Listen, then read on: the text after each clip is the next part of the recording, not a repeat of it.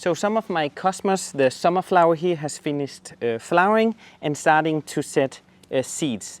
And down here is one that's almost falling off all by itself. So once it's all finished here, you can see I have one here and I'll take another one. This one is even better. But it's important to get them before they kind of jump out all by themselves. So here, all these black ones here is a new cosmos actually. So all these ones, there's one here is almost ready too. You can see they start to get brown in here.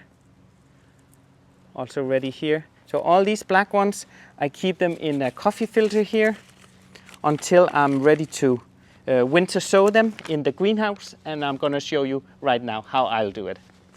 For this, we're using regular potting soil because it's the cheapest.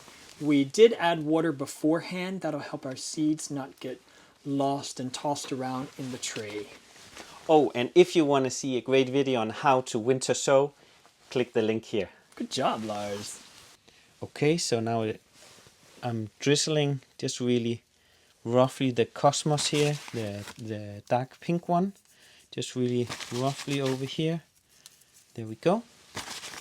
And then I'm gonna add a little bit of my soil on top here, just so they're barely covered.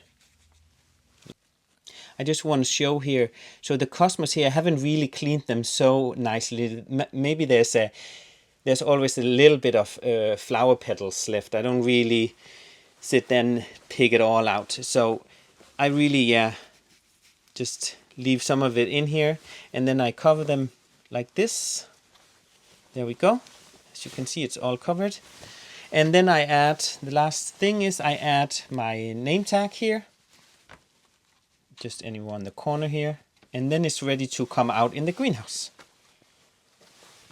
Now it's time to place these in the glass house. They're going to need sunlight, and they're going to need to be watered once every 2 weeks with a little sprayer. Just keep an eye on them.